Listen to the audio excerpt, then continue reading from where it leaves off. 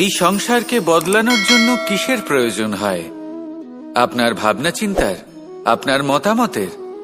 না, এই সংসারকে বদলানোর জন্য প্রয়োজন পড়ে সেই উদাহরণের যা আপনি নিজের জীবনে প্রস্তুত করেন। আপনি যখন নিজেকে বদলানোর চেষ্টা করেন তখন আপনি কি করেন? আপনি অন্য কারোর জীবন থেকে উদাহরণ নেন নিজেকে বদলানোর জন্য। তারপর আপনি এক এমন উদাহরণ প্রস্তুত করেন যাতে এই সংসার পাল্টে যেতে পারে। আপনার কর্ম অনুসারে এই সবকিছু হবে। যদি আপনি এই সংসারকে ভালোবাসা শেখাতে চান তাহলে আপনাকে শুধুই ভালোবাসতে হবে। যদি সংসারকে ন্যায় শেখাতে চান তাহলে আপনাকে সবার সাথে ন্যায় করতে হবে। এই সংসার এবং মানুষজন বড়ই বিচিত্র। এরা আপনার কথা শুনবে, আপনার কথা ভাববেও, আপনার মতামত নেবে, কিন্তু বদলাবে শুধুমাত্র উদাহরণ দ্বারা। সেই জন্য ভালো উদাহরণ প্রস্তুত করুন। এবার যদি আপনি স্বর্গলাভ করতে চান তাহলে আপনাকে মৃত্যুবরণ করতেই হবে। এবার যদি আপনি আম গাছ হতে চান তাহলে আপনাকে ধরিত্রীর গভীর পর্যন্ত যেতেই হবে। এবার যদি আপনি সংসারকে ছায়া দিতে চান তাহলে আপনাকে সূর্যের তাপ সহ্য করতেই হবে। আসুন আমার সাথে ভালোবেসে বলুন, রাধা রাধা। শক্তি, সামর্থ্য, প্রাবল্য এসব কোথা থেকে আসে? কোথা থেকে এগুলো প্রাপ্ত করা যায়? সেই লক্ষ্য দ্বারা যা আমরা প্রাপ্ত করতে পারি, নাকি সেই সংঘর্ষ দ্বারা যা আমরা জয় করতে পারি? না, এখান থেকে শক্তি লাভ করা সম্ভব নয়। যখন আপনার সামনে এমন কোনো লক্ষ্য থাকবে যাকে ভেদ করা অসম্ভব মনে হবে, তাও আপনি চেষ্টা করতে থাকবেন। আপনার সামনে এমন এক সংঘর্ষ থাকবে যা জয় করা সম্ভবই নয়, তাও আপনি চেষ্টা করতে থাকবেন। তখন আপনার শক্তি বৃদ্ধি পায়। অসম্ভবকে সম্ভব করে দেখালে শক্তির বৃদ্ধি হয়। দেখুন, যা সম্ভব তা তো যে কেউ করতে পারে। যা অসম্ভব কিন্তু আপনি চাইছেন তা পূর্ণ করুন। সেই লক্ষ্য প্রাপ্ত করুন। সেই সংঘর্ষের ওপর জয়লাভ করুন। প্রয়াস তো করে দেখুন। এই চেষ্টার দ্বারা এই শক্তির বৃদ্ধি হয়। আর যখন সেই শক্তি উচ্চ স্তরে পৌঁছে যাবে তখন আপনি অসম্ভবকে সম্ভব করে দেখাবেন। তাই জীবনে চেষ্টা করতে থাকুন আর আমার সাথে ভালোবেসে বলুন, রাধা রাধা। এই সংসারে সুখ আর সন্তোষ লাভ করার পথ কি? ত্যাগ করা নাকি মেনে নেওয়া? এটা হলো একটা ধাঁধার সমান, আর যে বুঝতে পারে তার কাছে এক মিত্রের সমান। দেখুন, আপনি যা বদলাতে পারেন তা আপনি বদলে ফেলুন। যা আপনি বদলাতে পারবেন না তা আপনি স্বীকার করে নিন। আর যা মেনে নিতে পারবেন না তাকে নিজের থেকে আলাদা করে দিন। ধরুন, আপনার কোনো অভ্যেস আছে যা আপনি বদলাতে চান, বদলে ফেলুন। যদি কোনো সমস্যা থাকে যা বদলানো আপনার হাতে নেই, তা স্বীকার করে নিয়ে তার সাথে পথ চলা শুরু করে দিন। যদি কোনো আবেগ থাকে, পরিস্থিতি থাকে বা কোনো বস্তু থাকে যা আপনি মানতেই পারছেন না, কোনোদিনও মানতে পারবেন না, তাকে নিজের থেকে আলাদা করে দিন। একেও সন্ন্যাস বলা হয়। জীবনে সুখ দুঃখ, ক্ষয় হোক বা লাভ, এই সবেতেই সমান রূপে যাপন করা, তাই হলো সন্ন্যাস। এতেই জীবনের আনন্দ রয়েছে। তাহলে এই আনন্দ উপভোগ করুন আর আমার সাথে ভালোবেসে বলুন, রাধা রাধা। আজ আমি আপনাকে একটা কাহিনী শোনাবো। একটা খাড়াই উঁচু পাহাড় ছিল, যা বেয়ে ওঠা প্রায় অসম্ভব কাজ ছিল। এবার একদিন কয়েকটা ব্যাঙ এলো আর তা বেয়ে উঠতে শুরু করলো। আস্তে আস্তে প্রত্যেকটা ব্যাঙ মিলে লাফিয়ে লাফিয়ে ওপরে ওঠার চেষ্টা করছিল। নিচে কিছু পশু দাঁড়িয়েছিল যারা বলছিল, এটা তো অসম্ভব ব্যাপার, এই ব্যাঙগুলো উঠতেই পারবে না, সকলে পড়ে যাবে। আর তারপর ধীরে ধীরে সমস্ত ব্যাঙ নিচে পড়তে থাকলো। শেষ পর্যন্ত একটাই ব্যাঙ ছিল যে শিখরে পৌঁছতে পারল। জানেন সে কেন পারল? কারণ সেই ব্যাঙ বধির ছিল। সে কারোর কথা শোনেনি। ও স্থির করেছিল শিখরে পৌঁছতে হবে, আর পৌঁছে গেল। এবার এটা কিন্তু আমাদের জন্য অত্যন্ত গুরুত্বপূর্ণ শিক্ষা। আপনি যদি জীবনে নিজের লক্ষ্য স্থির করে থাকেন, তাহলে এদিক ওদিক কারোর কথা শুনবেন না, শুধুই নিজের লক্ষ্যের দিকে অগ্রসর হন। কারণ সাফল্য আপনার প্রচেষ্টার দ্বারাই আপনি পেতে পারেন, অন্যের কথা দ্বারা নয়। তাহলে চেষ্টা করতে থাকুন আর নিজের লক্ষ্য প্রাপ্ত করুন। আর আমার সাথে ভালোবেসে বলুন, রাধা রাধা। ভাবেন যে ধন অর্জন করা হলো অত্যন্ত গুরুত্বপূর্ণ। তিনি আজীবন ধন অর্জন করতে থাকেন, ধন অর্জন করার চেষ্টা করতে থাকেন। সে যাই হয়ে যাক না কেন, পরিশ্রম করতে থাকেন। স্বাস্থ্যের দিকে নজর দেন না, না উচিত সময় খাবার খান, না উচিত সময় ঘুমোতে যান, না পর্যাপ্ত সময় পর্যন্ত ঘুমন, কিছুই না। ধন অর্জন করতেই থাকেন, করতেই থাকেন। আর কিছু সময় পরে যখন তিনি অসংখ্য ধন লাভ করে ফেলেন, তখন তার সাথে ওনার শরীরে অনেক রোগ বাসা বাঁধে। এইসব রোগের উপচার করতে করতে সেই সমস্ত ধন যা উনি অর্জন করেছেন তা তিনি ব্যয় করে ফেলেন। শেষ পর্যন্ত কি হয়? আমরা যেভাবে এসেছি ঠিক সেইভাবেই ফিরে যাই, ধন এখানেই থেকে যায়। দেখুন, একটা অত্যন্ত গুরুত্বপূর্ণ কথা রয়েছে যে আপনার বোঝা উচিত। এই যে ধন, তার ব্যবহার করুন জীবনকে আরো ভালো করে তোলার জন্য। ধনের সদ্ব্যবহার করা উচিত, এমন যেন না হয় এই ধন আপনাকে ভোগ করে ফেলে। এই জীবনকে নিশ্চিত রূপে আরো শ্রেষ্ঠ করে তুলুন। কিন্তু এই ধন অর্জন করার এই প্রক্রিয়াতে নিজের সারা জীবনকে নষ্ট করে ফেলবেন না। এই জীবন উপভোগ করতে শিখুন। আর আমার সাথে ভালোবেসে বলুন, রাধা রাধা। আকাঙ্ক্ষা কখন লোভে পরিণত হয়ে যায় তা কেউ বলতে পারে না। এবার তার পরিণাম কি হতে পারে তাও আমরা কেউ জানি না। আজ আমি আপনাকে বলছি, কোনো ব্যক্তি সবথেকে বেশি ক্ষতির সম্মুখীন তখনই হয় যখন সে এটা মনে করে যে সে সবথেকে বেশি সুরক্ষিত স্থানে রয়েছে। সে ভাবে যে সে সেখানে সুরক্ষিত রয়েছে। সে তখন অসাবধান হয়ে পড়ে, আর তখনই তাকে জীবনের সবথেকে বড় ক্ষতির সম্মুখীন হতে হয়। নিঃস্ব হয়ে যাওয়ার পরিস্থিতি কোনো মানুষের জীবনে তখনই আসে যখন তার কাছে প্রচুর সম্পত্তি থাকে এবং সে তার থেকেও অনেক বেশি সম্পত্তি অর্জন করতে চায়। সেই অনেক বেশি সম্পত্তি অর্জন করার চেষ্টায় সে এমন কিছু করে বসে যার ফলে তাকে সমস্ত সম্পত্তি হারাতে হতে পারে। একজন রচনাকার নিজেই নিজের প্রতিভা একদম শেষ করে দিতে পারে যখন সে অনেকগুলো কাজ নিজের কাঁধে নিয়ে নেয়। একটা গুরুত্বপূর্ণ কথা সবসময় মনে রাখবেন, আজ আপনি যেখানেই থাকুন না কেন, যেমনই যে কোনো স্থানেই থাকুন না কেন, এর পেছনে আপনার আকাঙ্ক্ষার একটা বিশাল ভূমিকা রয়েছে।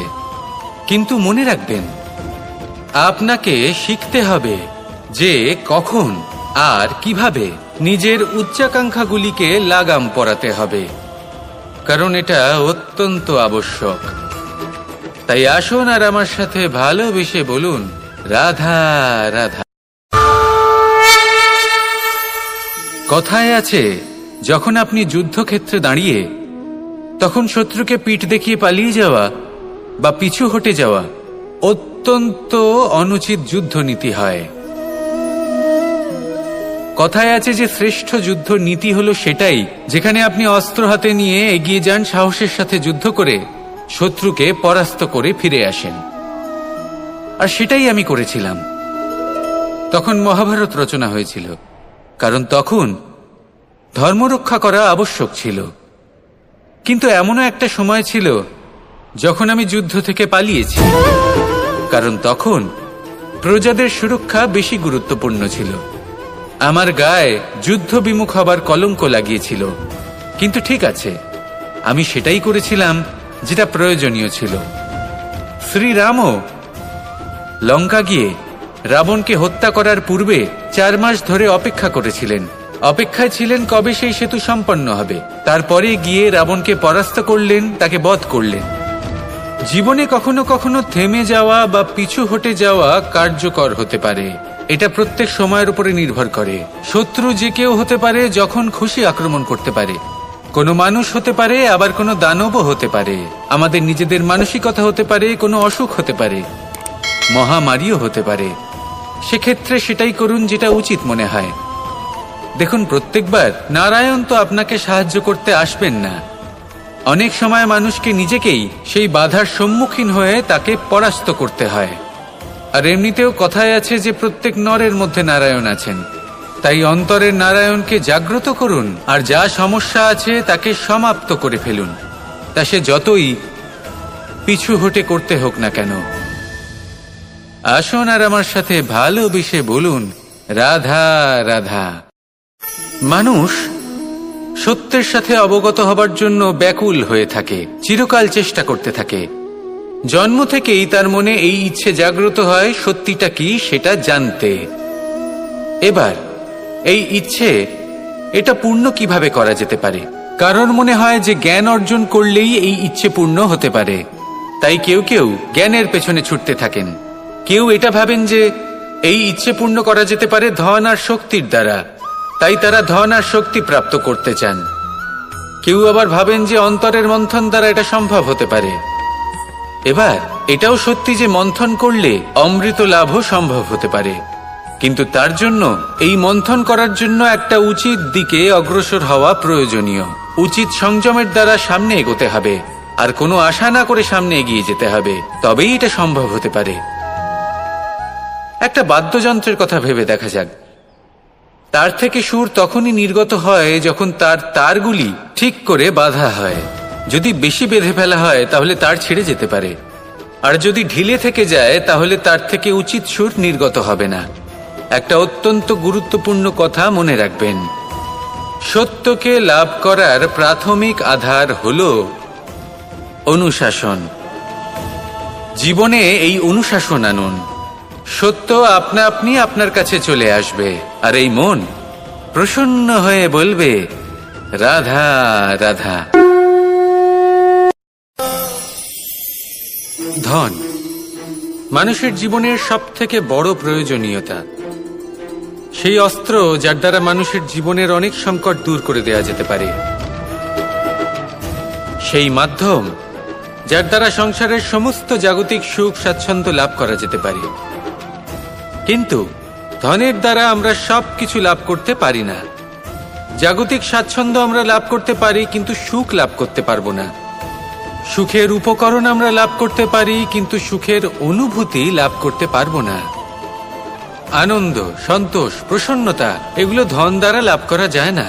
কিন্তু হ্যাঁ, আনন্দ, সন্তোষ আর প্রসন্নতার সাথে যদি কোনো কাজ করেন তাহলে অবশ্যই ধন লাভ করবেন। তাহলে আসুন আর এই প্রসন্নতার সাথে বলুন, রাধা রাধা। মানুষের মানসিকতা এমন হয় যে সে যতটা করে আশা করে যে তার থেকে অনেক বেশি তার বদলে সে পাবে। দেখুন, সবকিছুই আপনার ভাবনা চিন্তার উপর নির্ভর করছে। আপনি যদি ফলের বিষয়ে ভেবে কর্ম করতে থাকেন তাহলে সেটা অনুচিত। জীবনের আসল আনন্দ হলো নিজের কর্ম করতে থাকা, ফলের চিন্তা করা উচিত নয়। যদি আপনি এরকম ভাবেন যে আমি এতটা করছি, আমার এতটা পাওয়া উচিত, সেই ভাবনা অনুচিত। যদি আপনি সেবার মানসিকতা নিয়ে কর্ম করতে থাকেন, কর্মচক্রে প্রবাহিত হন, যদি আপনি এমন ভাবনা রাখেন যে আমি এতটা পাচ্ছি তাই এর থেকে অনেক বেশি আমি কর্ম করব, তাহলে নিশ্চিতরূপে আপনি যতটা করছেন তার থেকে অনেক বেশি আপনি পাবেন। আপনার আশার থেকে অনেক বেশি আপনি পাবেন। শুধু জীবনে অনেক বেশি কাজ করতে থাকুন, ফলের চিন্তা করবেন না। আর মনে রাখবেন, এই ভাবনাই সব থেকে বড় বীজ। কর্মের উপর বিশ্বাস রাখুন, জীবনে যা যা আপনি চান সবই সুখময় হবে। আসুন আর আমার সাথে ভালোবেসে বলুন, রাধা রাধা। আমরা সকলেই কামনা করি, আমরা সবাই সেটা প্রাপ্ত করতে চাই যা আজ পর্যন্ত কেউ প্রাপ্ত করেনি, সেটা পেতে চাই যা আজ পর্যন্ত কেউ পেতে পারেনি, সেটাই কাছে রাখতে চাই যা আজ পর্যন্ত কখনো আমরা পাইনি। এবার সেটা কিভাবে করা যেতে পারে? যদি আপনি সেটা প্রাপ্ত করতে চান যা আজ পর্যন্ত আপনি কখনো পাননি, তাহলে আপনাকে সেটা করে দেখাতে হবে যা আজ পর্যন্ত আপনি কখনো করেননি। সেই চেষ্টা করতে হবে যা আজ পর্যন্ত কখনো করেননি, সেই পরিশ্রম করতে হবে যা আজ পর্যন্ত কখনো করেননি। তবেই আপনি সেটা পাবেন যা আজ পর্যন্ত কখনো পাননি। কারণ যেমন বীজ বপন করবেন তেমনই অঙ্কুর আপনি লাভ করবেন। আসুন আর আমার সাথে ভালোবেসে বলুন, রাধা রাধা। মানুষ কতটা বিচিত্র হতে পারে। সব সময় স্বপ্ন দেখতে থাকে যে কাল আমি এটা করব, কাল আমি ওটা শুরু করব, কাল আমি ওটা সম্পন্ন করব। এই যে কাল শব্দটা, এই কাল অত্যন্ত বিচিত্র এক শব্দ। আমরা সবসময় এটাকে আসতে দেখতে পাই, কিন্তু এটা আসাতে বর্তমানে পরিণত হয়। আবার আজ নতুন কাল দেখতে পাই, তার জন্য অপেক্ষা করি, যখন সেটা সামনে আসে বর্তমানে পরিণত হয়। এই কাল সবসময় একটা মিথ্যে সান্ত্বনা দেয় যে সে আসছে, কিন্তু সে কখনোই আসে না। যেটা আপনার হাতে রয়েছে তা হলো আজ, বর্তমান। তাই যা করার আছে, যা সম্পন্ন করতে চান, যা শুরু করতে চান, আজ করুন, বর্তমানে করুন। কারণ আজ আপনি যা করবেন সেটাই আপনার ভবিষ্যৎ নির্ধারিত করবে। ভবিষ্যতের বিষয় ভাবতে থাকলে ভবিষ্যৎ সুন্দর হবে না। আজ কর্ম করতে হবে। তাই আজ বর্তমানে জীবনযাপন করুন, কর্ম করুন, আর আমার সাথে ভালোবেসে বলুন, রাধা রাধা। সংসারে দুই ধরনের পথ হয়, উচিত পথ আর অনুচিত পথ। একটা শুভর দিকে নিয়ে যায় আর একটা অশুভর দিকে নিয়ে যায়। অনেক সময় অজ্ঞানতাবশত জীবনে আমরা সেই পথ নির্বাচন করে নিই যা আসলে অনুচিত। তারপর নিজেকে আশ্বস্তও করে ফেলি যে এই পথেই চলতে হবে, এখান থেকে ফেরার পথ নেই। কিন্তু যদি সত্যি বলি তাহলে এটা শুধুই আপনার ভ্রম। আপনার মধ্যে শুধুমাত্র একটু দৃঢ়তার অভাব আছে, তা জাগ্রত করুন আর বাড়িয়ে তুলুন। আপনি দেখবেন এই সংসারে এমন কোনো পথ নেই যেখান থেকে ফিরে আসা সম্ভব নয়। এমন কোনো মানসিকতা নেই যা বদলানো সম্ভব নয়। যদি আজ এই মুহূর্তে আপনার মনে হয়ে থাকে যে আপনি কোনো অনুচিত পথে আছেন আর আপনি কোনো শুভ পথে যেতে চান, তাহলে ওখান থেকে ঘুরুন আর ফিরে আসুন। আবার সেই মোড়ে ফিরে আসুন আর সেই পথ নির্বাচন করুন যা আপনার জন্য শুভ। একটু সময় অবশ্যই লাগবে, কিন্তু নিশ্চিত রূপে আপনার উদ্দেশ্য এবং আপনার গন্তব্য এই দুই অনেক শ্রেষ্ঠ হয়ে উঠবে। তাহলে আসুন আর আমার সাথে ভালোবেসে বলুন, রাধা রাধা। মানুষের জীবনে সবসময় কিছু না কিছু ঘটে চলেছে। কখনো ভালো কিছু ঘটে, আবার কখনো দুর্ঘটনা ঘটে।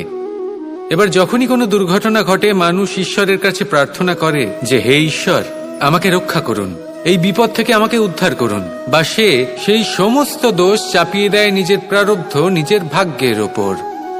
কিন্তু যদি আপনি গভীরভাবে ভাবেন, তাহলে প্রত্যেক দুর্ঘটনা, বাধা এবং বিপদ আপনার জীবনে শুধু একটাই উদ্দেশ্য নিয়ে আসে, আপনাকে আরো যোগ্য করে তোলার জন্য।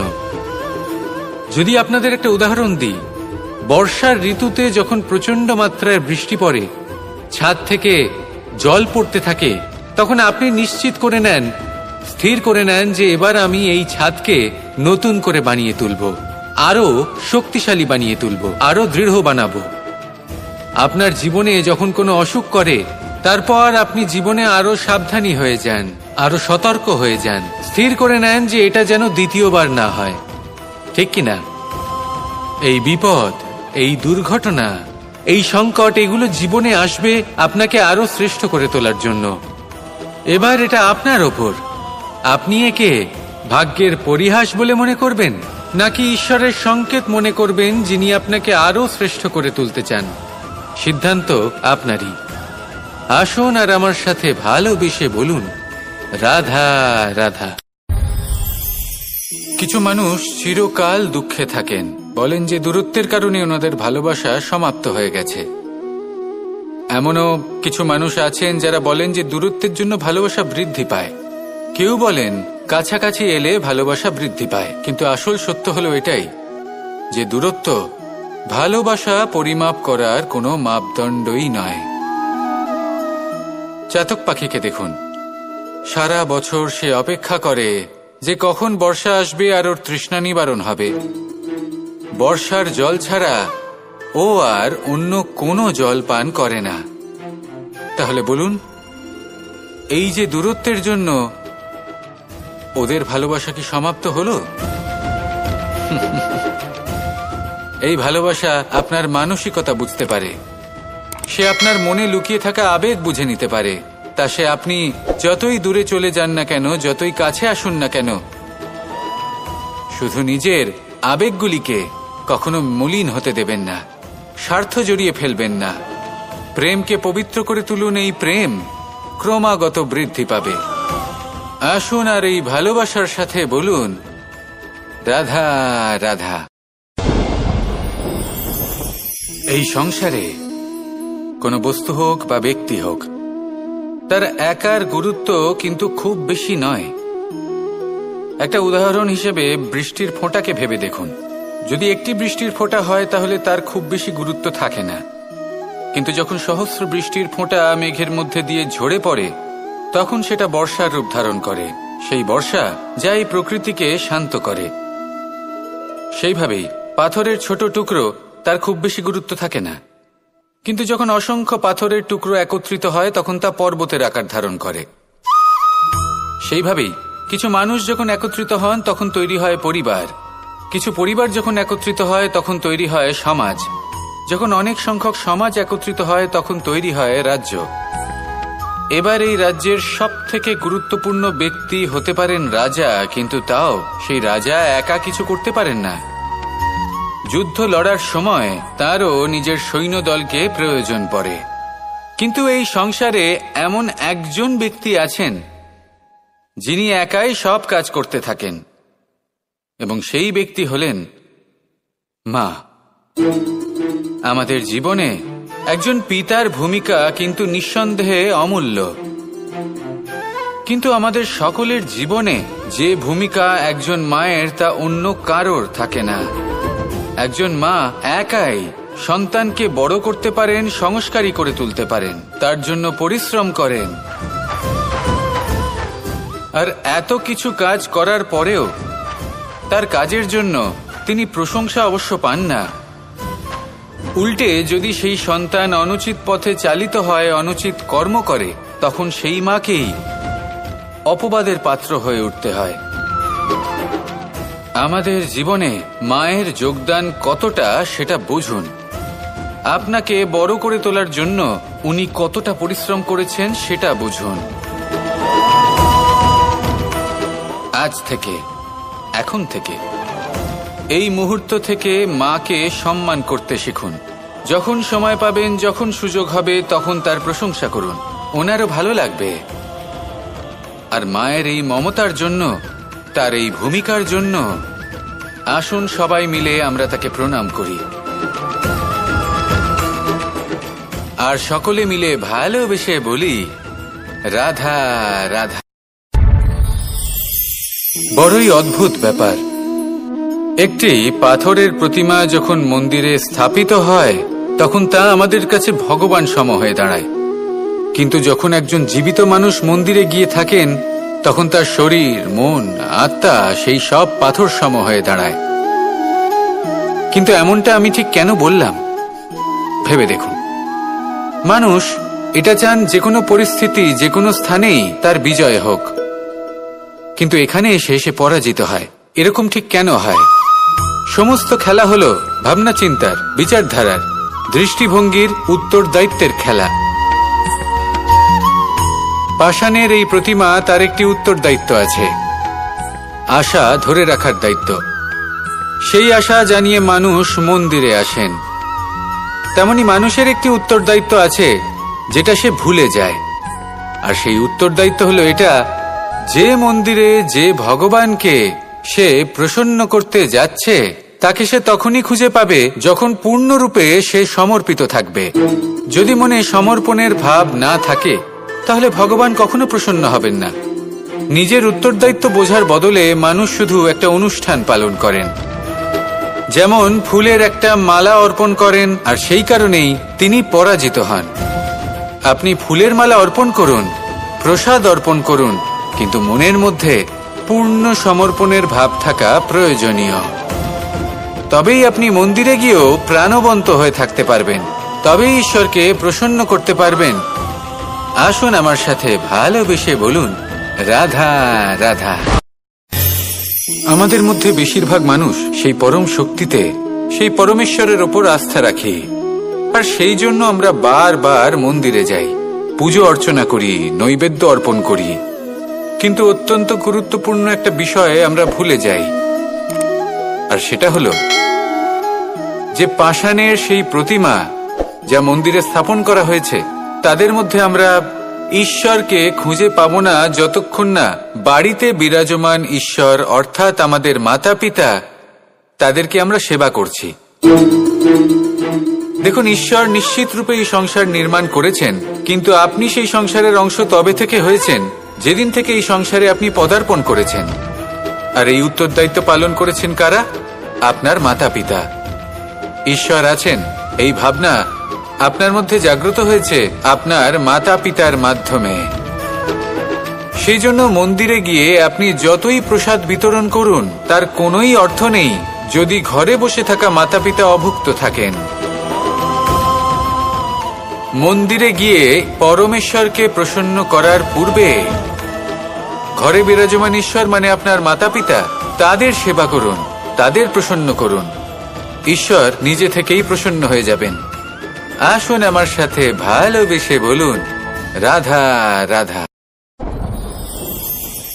মানুষ নিজের জীবনে অনেক বস্তু, অনেক ব্যক্তিকে অনাদর করে থাকে, ভাবে যে ওর কোনো মূল্যই নেই, এটা তো কোনো কাজেই লাগবে না। এবার ভাবুন যে আপনি কোনো পথে হাঁটছেন আর আপনার পায়ে একটা কাঁটা ফুটে গেল। তখন আপনি যাই করুন না কেন, তলোয়ার দিয়ে আপনি সেই কাঁটা বের করতে পারবেন না। তার জন্য আপনার দরকার পড়বে একটি সূচের। সেই জন্য এই সংসারে যে কেউই ছোট বা বড় হন না, সকলের নিজের মূল্য আছে। দেখুন, যদি কথা বলা হয় জল নিয়ে, জল যদি দূষিত হয় তাহলে তা আমরা গ্রহণ করতে পারবো না, পান করতে পারবো না। কিন্তু যদি হঠাৎ করে কোথাও আগুন লেগে যায়, সবকিছু ভস্ম হতে শুরু করে, তাহলে সেই জল কিন্তু সেই আগুন নিভিয়ে দিতে পারে। এই পুরো খেলাটাই হলো দৃষ্টিভঙ্গির, মানসিকতার। আপনার মানসিকতা যদি শুভ হয়, তাহলে সেটাই শুভ সত্য হয়ে আপনার সামনে আসবে।